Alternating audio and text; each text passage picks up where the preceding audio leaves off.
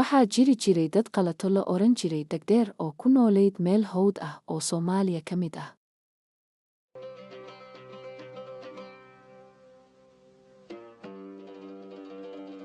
Caadooyinkeedii xumaa waxay boor iyo habaas ka kiciyeen dhulkii markiisii hore ahaa doog iyo barwaaqo. Muddo aad u dheer baa roobkii ka guuray degmadii. Xoolihiina waa macluuleen. Degdeer aad bay u xoog weyneed. Waxayna lahayd dheg si la yaab leh u dheer lehna awoodo cajiib ah. Ay ku maqasho shanqarta saanta geela daaqaya meel jirta maalin barkeed. Subax bay Degdeer u dhaqaaqday ugaarsigii cunto maalmeedkeeda. Waxay sii dhex qaaday buuraha iyada oo gacantana ku sidata gudin, dhabarkana jawaan maran oo ah kay ku soo qaadan lahayd qofka ay dilato. Waa in aan ku soo baxaa gabar yar oo geed galool ah oo qodax leh hoostiisa raro ku samaysnaysa. Degdeer baa iskula hadashay. Balse waxay sii dhex qaado jidka siigada lahaa, maalintaa waxba gacanta kuma dhigin. Liyadii oo gaajo iyo jaho wareer isku darsantay bay ku laabatay gurigeedii. Waa dambe iyadoo faro maran guriga kuma laaban doonto. Waxaan u adeegsan doonaa awoodayda gaarka ah si aan gacanta ugu dhigo keli socodka, sidaasay go'aan ku gaartay Degdeer. Sow qof daalani uma baahna in uu biyo cabbo iyo in uu mar uu nasto. Nasiibkaygu wuu imaan. Soo gur qoryo iyo caws bay ku amartay gabadheedii keligeed ay lahayd. Dabadeedna qoryihii iyo cawskii waxay ka dhistay aqallo dhowr ah oo dhinaca ku haya aqalkii Degdeer. Kadibna haantii bowdheer oo ay hilibka dadka ku guran jirtay bay ku amartay in ay shanqar aad u dheer samayso haddii la isku dayo in la furo. Waan kaa maqli doonaa meel walba oo aan joogo, bay tiri. Daal dartii hurdaa la tagtay iyadii oo weli gaajaysan. Habeenkaas waxaa waddada soo martay haweenay ninkeedii dhintay, ilmo yarna xambaarsan. Nasasho ma aysan rabin ilaa ay ka gaadho gurigii reerkooda. Hase yeeshee iyada iyo ilmaha yari way daalanaayeen wayna gaajaysnaayeen. Aad bay ugu farxeen markay indhaha ka qaadeen deegaanlamoodkii Degdeer.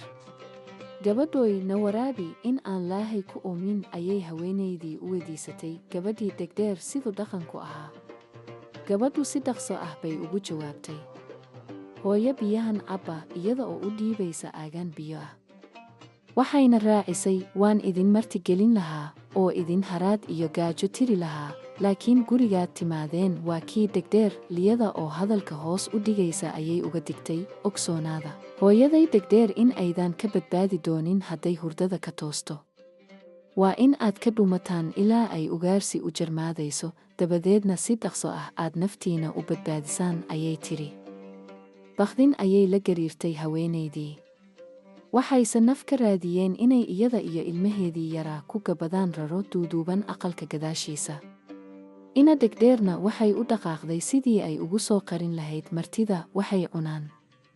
Markii ay dhaqaaqdayba yartii way kuftay. Furkii baa haantii bowdheer ka duulay.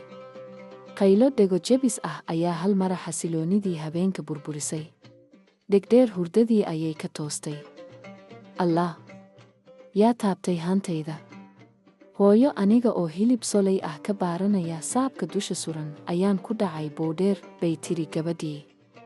Been baad ii sheegi. Degdeer baa tiri. Waxay bilowday inay sanka la raacdo hadba jaho. Waxaa ii soo uraya ma wiil yaroo buuran baa? Ma baruurtayda hooyo waxaa kuu uray, ayay gabadhii ku jawaabtay. Waxaa ii uraya hilbo gabar yar, ayay si cadho ah u tiri Degdeer. Hooyo, waa jidhkayga, ayay mar kale gabadhi Degdeer ku celisay. Liyadii oo aan lahayn meel la qabto ayay hadba jiho sanka la raacday, tuhunsana in ay gabadhu wax qarinayso. Haweenaydii iyo ilmahii yaraa rarada gudaheeda ayay ka maqlayeen qaylada iyo sawaxanka jira. Way ogaayeen inay mar dhow Degdeer gacanta ku dhigayso. Gabadhii Degdeer inta ay oroday oo ay ku fadhiisatay rarada cirifkeedii ayay kula faqday carara. Haweenaydii sare ayay isu taagtay, ilmihii oo weli dhabarkeeda saaran, baqdin ayayse la dhaqaaqi weyday. Laahow naga badbaadi belada Degdeer, ducadeedii waxaa loogu beddelay kartii ay ku orodo. Haweenaydu waa ay ogsoonayd in Degdeer dabaysha la orod tahay. Degdeer noloshay nagu cuni, ilayn naf ka dheeraysa ma jirto ayay istiri haweenaydu. Alla berigeedii orod bay u kordhisay. Orod aan hakis lahayn ayay oroday. Oo oroday ilaa ay ka soo gaadhay qarkii boholaha xargega. Jid aan ku baxsano noo bixi, cadow baana eryanaye, ayay weydiisatay togii.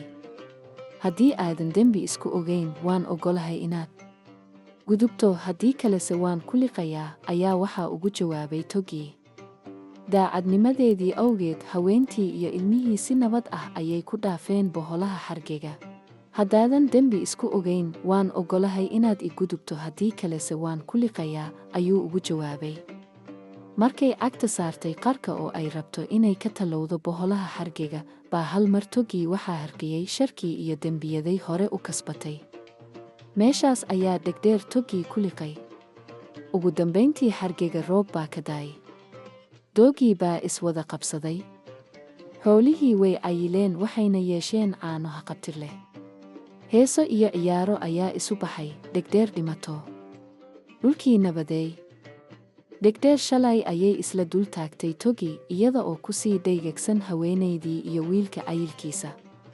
Markaasay ku barooratay heesteedii shalayga ahayd, cakuye boholaha xargega, nin duulaayay dabraan, nin xiimaayay xiraan, bal naagtaa barida daya, bal wiilkay sidato daya, bal bowdada cadaanta daya, bal buluqdeeda daya. Kadibna, degdeer waxay dhiibatay codsi quusasho ah, ana jid ii fur, waxaan eryanayaa cunug yar oo buuran iyo hooyadiis oo gaajo igu kiciyey, ayay tiri.